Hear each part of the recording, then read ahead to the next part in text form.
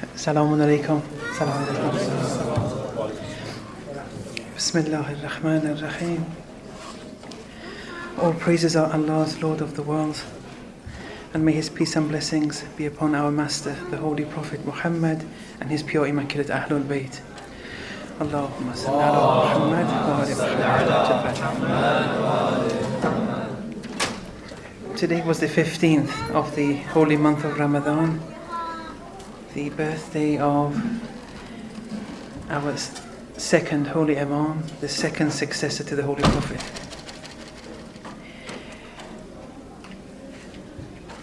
Ibn Arabi, in relation to the second Imam, in a work which is attributed to him, says Salawatullah. This is in relation to Imam Hassan alayhi salam. Salawatullah ala thani min shurut la ilaha illallah. Allah's peace and blessings be upon this second of the conditions of la ilaha illallah. Rihanat Muhammad Rasulullah.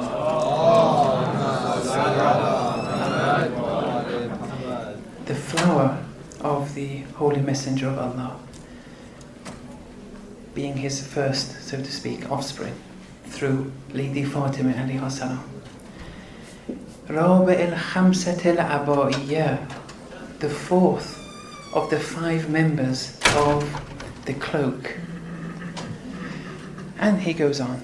We're just going to focus on one clause tonight, inshallah. That the Imam is the second of the prerequisites of La ilaha illallah. This is a very big statement. What does La ilaha illallah mean? There's a very minimal meaning that it entails, and that we all know that X entity isn't God. No one is a deity of any form except Allah. That's one meaning.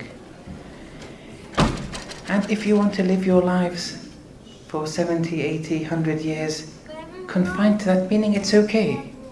But it's a minimum.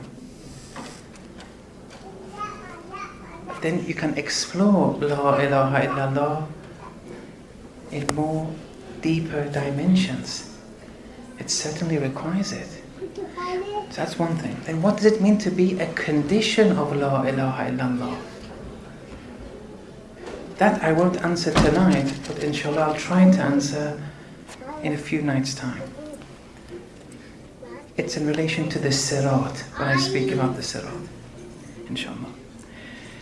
So, with your permission, I'm just going to share a few moments with you, trying to open up exactly what we mean by La ilaha illallah. There's no deity but Allah. Whether you're a Muslim or a non-Muslim, everyone is searching for perfection, happiness, salvation, prosperity. Doesn't matter which religion you come from. From now on, I'll call these terms, I'll just refer to one of them, perfection. Everyone's looking for perfection. If someone was to say to you, actually I'm not looking for perfection, I'm not looking for happiness, you would think that something's wrong. He has to maybe go and see a psychologist, a psychiatrist or something. It's something innate in every human being, be they a Muslim or a non-Muslim. Everyone is in search of that. And everyone finds perfection in a variety of different things. Some people find happiness in a car. Some people find happiness in a house. Some people find perfection in a certain study or job. And so on and so forth. And we don't want to judge everyone to their own. And that's okay. We're not saying one is better than the other or anything. And legitimately they find a degree of perfection because they're after perfection. But their striving, their wayfaring took them to the car. And they stopped at the car, perfection-wise. Some people, a big house, which is good, nothing wrong with it.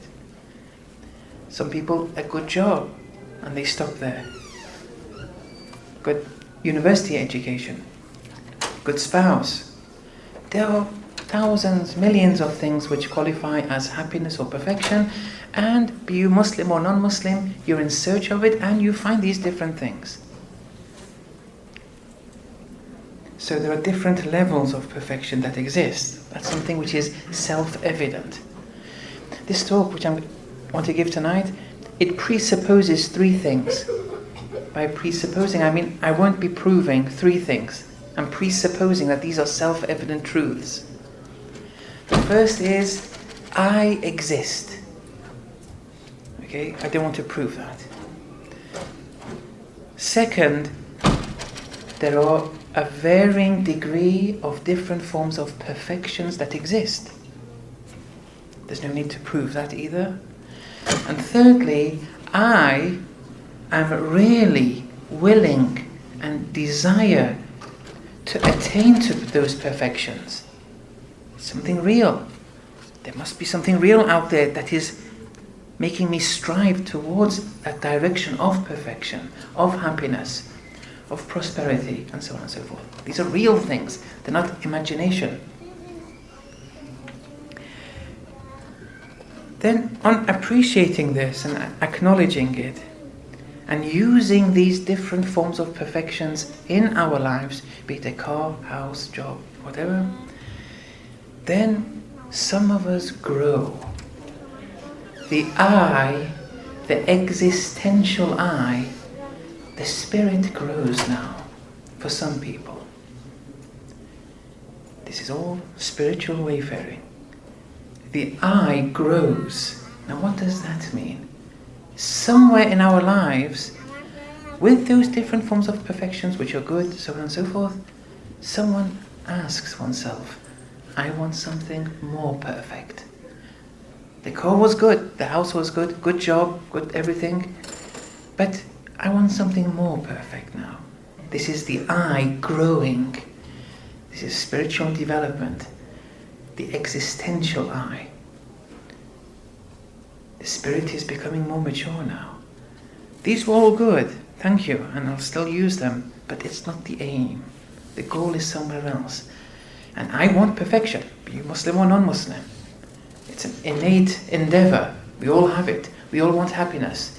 But I want something which gives me more happiness. Something which is more perfect.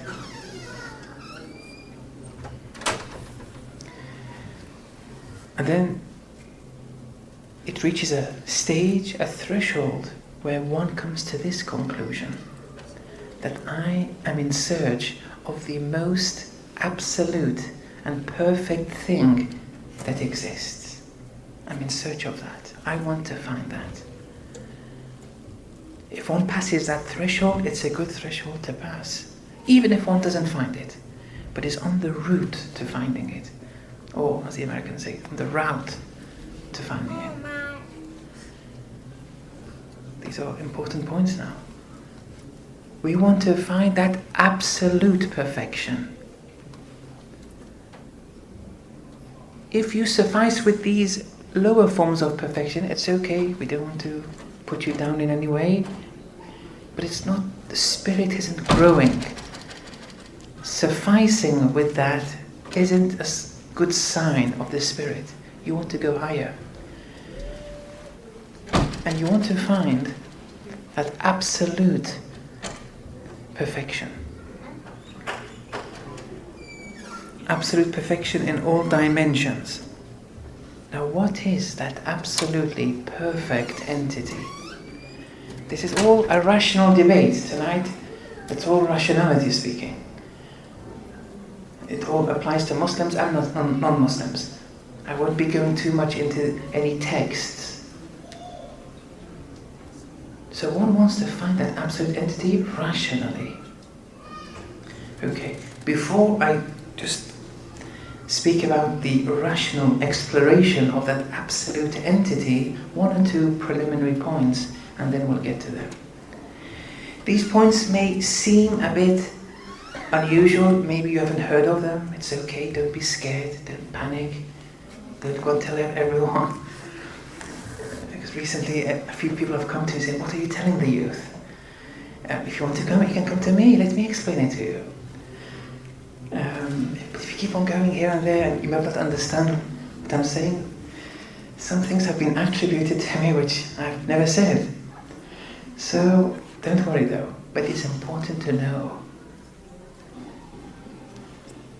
You, the youth, growing up in this society, the way you approach Islam is definitely different to the environment your parents grew up in. There was no questioning, no criticism, no exploring with them. And if there were, very few of them. But you were brought up in a system, educational system, where everything you have to question. And that's not bad. I don't want to say that's bad.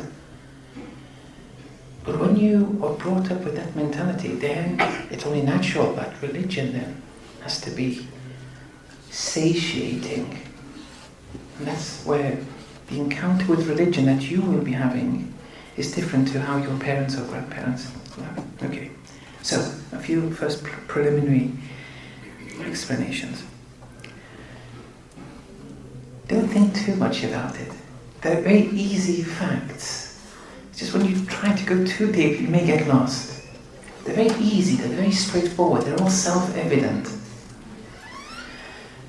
Whatever is existence. There's nothing outside existence. We don't have anything by the name of non-existence. It's not a reality. Whatever is existence.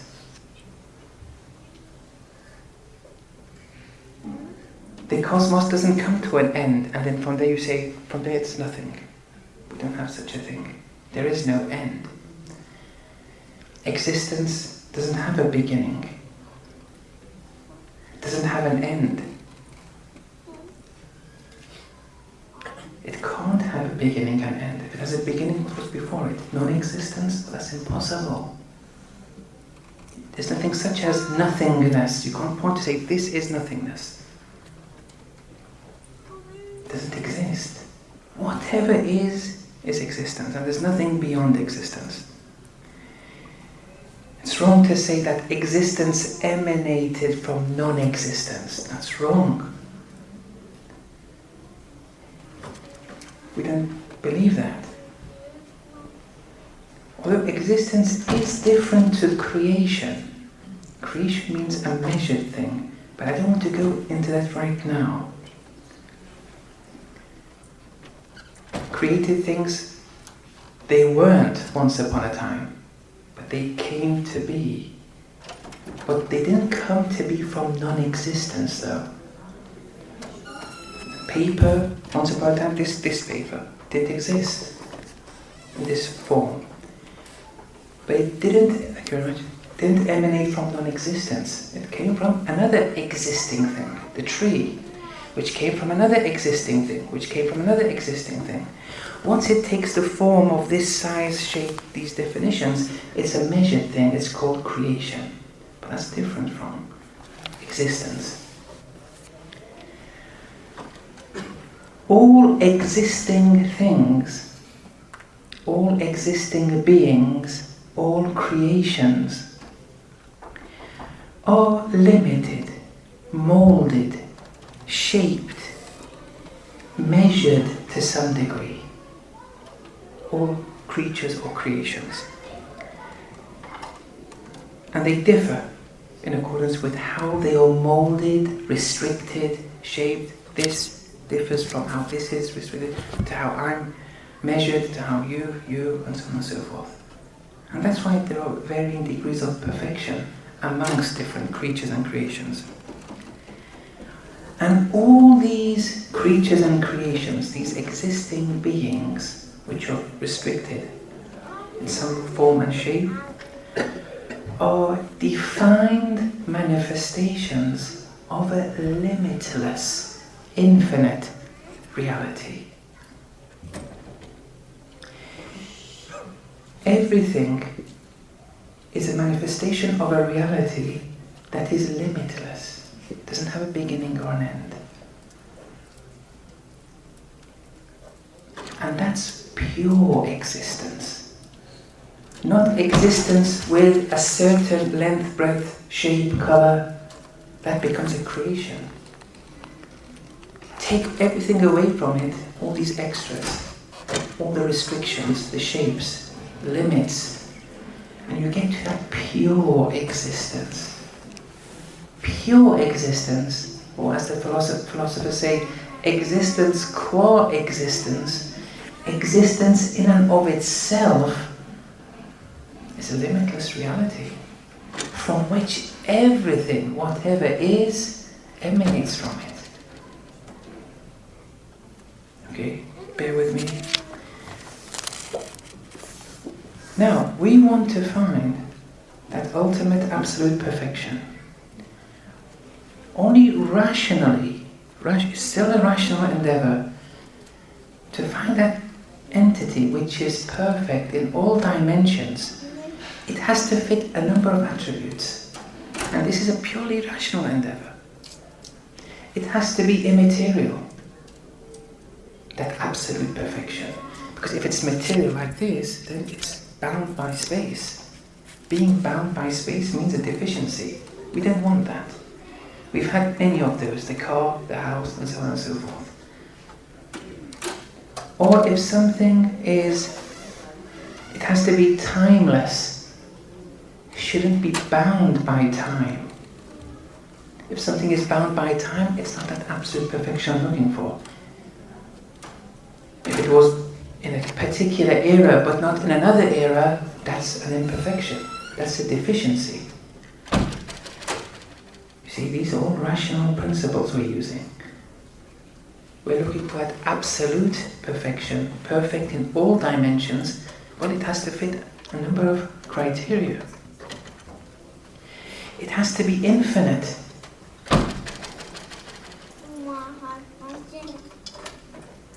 Can't be an end to it in time or space, and you can't have two infinities. And if it's infinite, it has to be one. We can't have two absolute perfections. We want the absolute perfect entity, and it has to be independent. Being dependent on a higher entity is a deficiency. You see, all these are attributes that we're looking for in our quest for a perfect, absolute entity. Now, with that premise, in addition to the fact that whatever is existence, you put them together, and this conclusion may arise that absolute perfect entity, it has to be that existence, core existence, pure existence, in and of itself, without all the limits, the shapes and everything.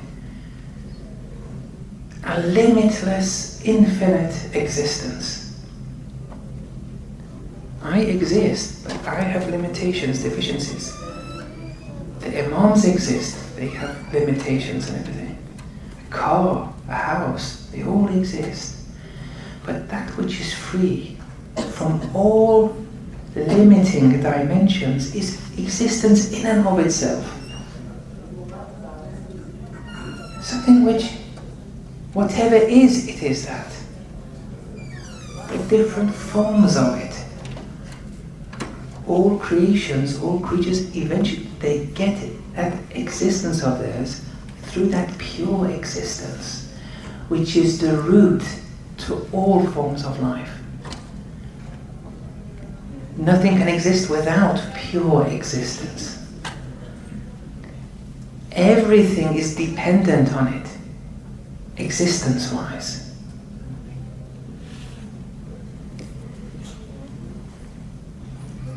With any particular thing, once you remove all those limiting dimensions, size, shape, color, just remove them one by one. Keep on removing it. Eventually you'll get to that pure existence. And philosophers call that pure existence. When you remove all the definitions and essences of a thing, eventually you'll get to it. The philosophers call it pure existence. The Orafa call that entity who, him. Now I'll come to what who is in a minute. Now, La ilaha illallah. The minimum is there's no deity but Allah. If you say that, we welcome you with welcoming hands. You're a Muslim, you can marry our daughters, you can do this, you can do that, we'll bury you in Muslim graves. That's the minimum, and you've just entered it. But now, when you go a bit deeper, there is no existent save that pure existence which was infinite, immaterial, timeless, without any dimensions. And whatever is that existence. There's nothing beyond it. You don't have anything as non-existence. There's only one existence. And everything else are manifestations of that. They are also existing things. This is also existent.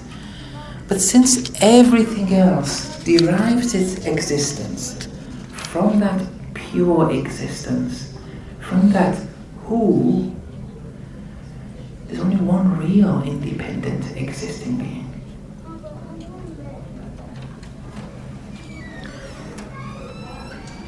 Which didn't stem from non-existence. It has no beginning, always will be, can't have an end, the source of all else. It's pure existence. And this pure existence, or who, permeates, if that's the right word, permeates in all things. A thing can't exist without that pure existence. And that's the meaning of the tradition. التوحيد إسقاط الإضافات. See, now you should be able to understand what this means. Tawheed is eliminating, cancelling the restrictions, the extras, the size, shape, color, all the restricting things which make this a creature or creation. You take all of it away, get to its inner essence. Don't get drowned in the color, size, shape and everything. Remove everything, cancel, eliminate all the ilafat, the extras. That's Tawheed. That's Tawheed, that's that pure existence, that's who. Now listen to this verse of the Holy Quran carefully. Huwa. Huwa is the same as who. هو الذي خلق السماوات والأرض. It's who, it's him that creates the heavens and the earth.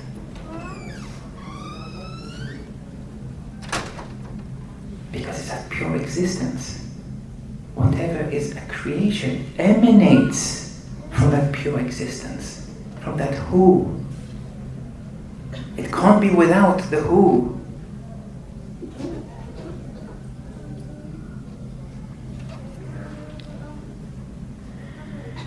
That's not to say, when we say everything's a manifestation of that who, everything derives from that who. That's not to say the sun is Allah. Astaghfirullah. That's not to say the moon is Allah. No Arif has said that. Okay, no one has said that. We don't understand. It's like in a medicine book on medicine. Someone who has no knowledge of medicine saying, let me go and read it. I'll understand it. And then someone says, good grief, it says cut the abdomen. That's, fatal. These people are lethal. It's all haram. We don't want any medicine. Forget medicine. Medicine's a bad practice. They're killing people. They're cutting. He doesn't understand surgery. Irfan is also a science. You can't just for yourselves, just because you've heard one or two things and say, oh, it's all batil. And Imam Khomeini has said this in his works, that the reason for these differences is they haven't studied with an ustad in Irfan.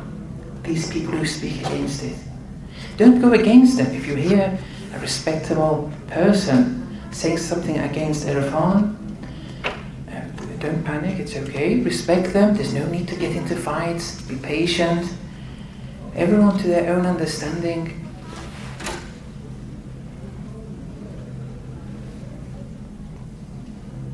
So no one's saying the sun is, or for example, Ali is Allah. Or this person is, no one's saying that. It's like the sun and rays. The rays of the sun is in unity with the sun. You can't have a sun without rays. It's impossible. You can't have Allah, that pure existence, that absolute entity, without manifestations. A manifestation-less Allah is attributing deficiency to Allah. But the sun is the sun, the rays are the rays. The sun isn't the ray isn't the sun. Right, now, a surah which is so important that our traditions say at least recite it once a day in your salat. Not reciting it once a day is, maybe makruh. But it's certainly mustahab to at least recite it in every salat, at least once. And that's Surah Al-Ikhlas, something that we all have read, but maybe we've just taken it for granted. Something which is the identity of Tawheed speaks about Allah didn't give birth to anyone. Is that it? One of the most important surahs according to the traditions of the Ahlul Bayt. And then all we get to know about it after 70, 80, 100 years of living is that he didn't give birth to anyone, Allah. Is that it? And it's a very bare minimum. And you want to suffice with that? This identity of Tawheed. You have to grow with this verse. You have to become this verse. And then Allah didn't give birth to anyone. And by the way, he wasn't given birth to anyone either. Well, that's a great help. Thank you very much. Once upon a time, there were one or two Christian denominations. They may have believed that.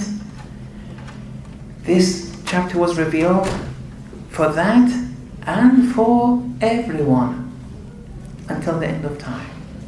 But we only just take that bare minimum of what it means. Qul. Who? Him. It's him. Pure existence. And this him isn't a pronoun either. It's a proper name.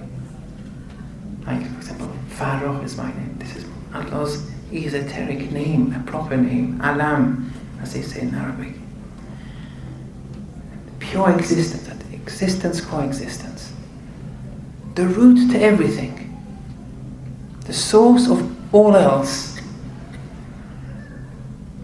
Everything manifested in different forms and shapes.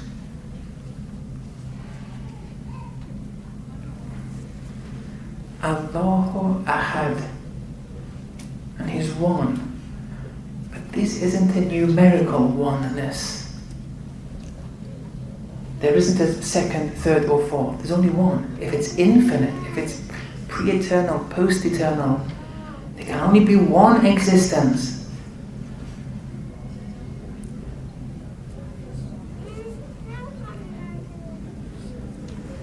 This idea that once upon a time there was Allah, nothing else, that's the first deficiency you've attributed that He's not manifesting.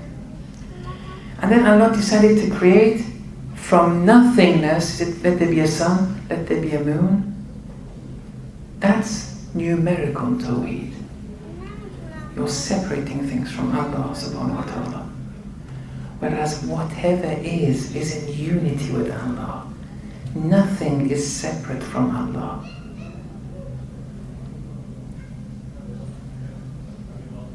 It's all Allah acting Allahly. Ahad. One. They can't be two. It doesn't make sense. Then Allah, Samad. Now things become even more delicate now. This is what we believe in. Samadi Tawheed. I don't know what the translation of Samad is. There are some things that they've written, I don't know. But there's a verse in the Quran which gives the definition of what Samad means. Huwa al-awwalu wal-akhiru wal-dhahiru wal-batin. Huwa, who, that who again. Doesn't say Allah, who, which is Allah's inner esoteric name. Allah is a name expressing that reality exoterically. Allah is the first, the last, the inner, the outside of everything. It leaves whatever is its existence. There isn't a place, a time which is Allah-less. He is Samad. He's the first and last of everything. He's the inside and outside of everything. You can't separate anything from Allah. You can't point to something and say, this has no Allah in it. It's like saying there's no pure existence in it. See, you can't segregate Allah from things. It's impossible. He's Samad. Everywhere. No place is free of Him. No time is free of Him. Nothing is outside Him. Whatever is existence.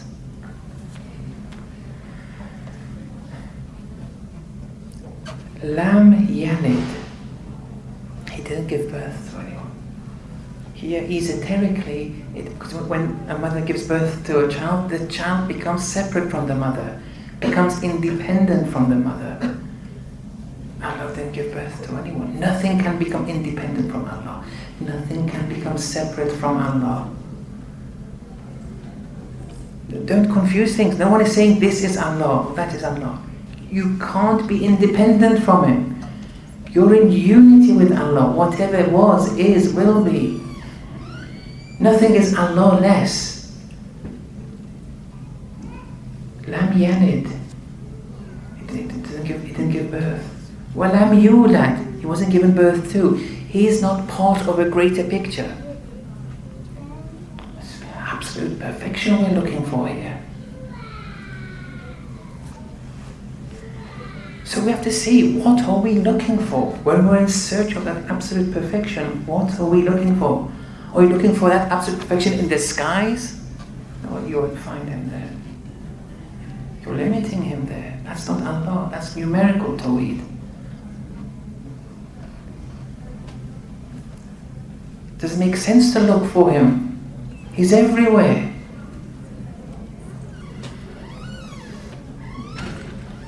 Some people say everything has a cause. So what's the cause of Allah? The question is put wrong. This question is invalid. We only have one cause. The rest aren't real causes. They're partial causes, we call them conventionally. Nothing is a cause except pure existence. Without it, nothing can be. Everything is through it. There's only one cause. Absolute, self-sufficient, independent entity. You have to ascertain, determine, what are you looking for? These questions can just misguide someone.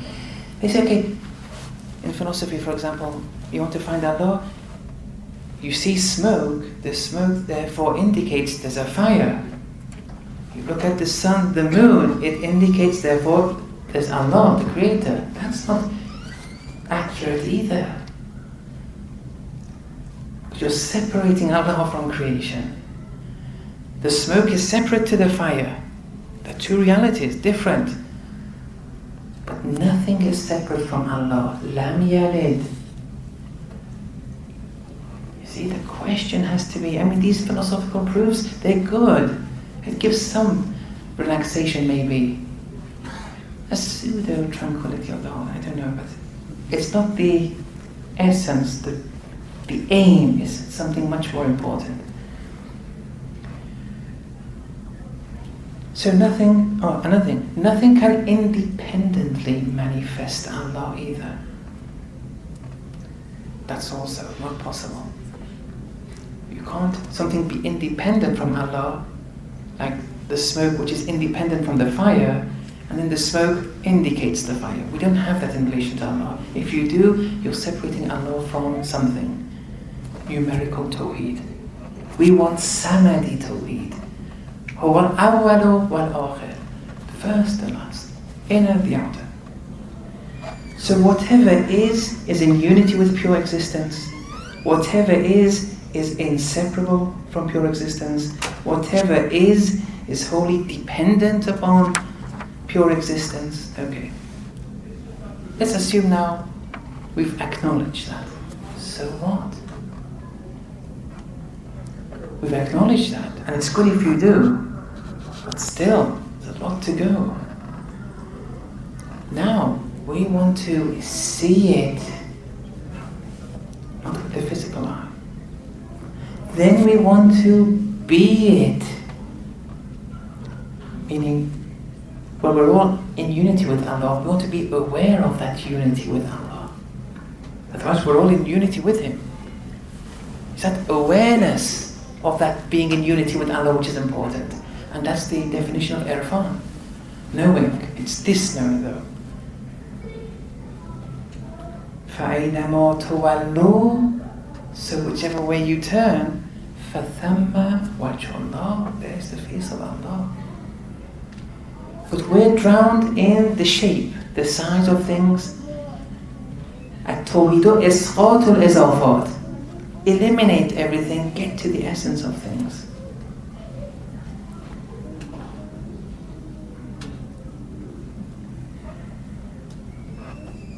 And we want to see the reality of all things. The reality of all things is who, is that huwa. All actions are His. All attributes are His. All things are in unity with Him. And we want to see these. These are different stages of seeing. But we're drowned usually in the external things, in the effects. And how do we see and be in unity with Him? The Sharia, one, and more importantly, the Tariqah. These two important tools, the process, the stages. The Sharia has to be mastered. Inshallah, we'll speak about that during the next few days, and I'll end with one analogy and one poem. It's only a one-line poem, so don't worry. It's by Ayatollah Hassan Zadamli. It's a very delicate point in it. The analogy is this. You go into a clothes shop. Like, for example, any clothes shop you go. In England, for example, or CNA, I don't know what you have here. Someone sees a shirt. Someone sees a pair of trousers. Someone sees a pair of socks. Someone sees a skirt. Someone sees a hat. The Sufi sees thread. Whatever is there is thread. There's nothing outside thread. There's only thread in that shop. But that thread is molded into different sizes, shapes, colors. But whatever is in the shop is thread. We get lost in the color, size and shape, and we don't see the thread being gone upon with that pure existence. We don't see it. If you see a hat, you say, oh, the hat warms my head. You say the hat warms my head.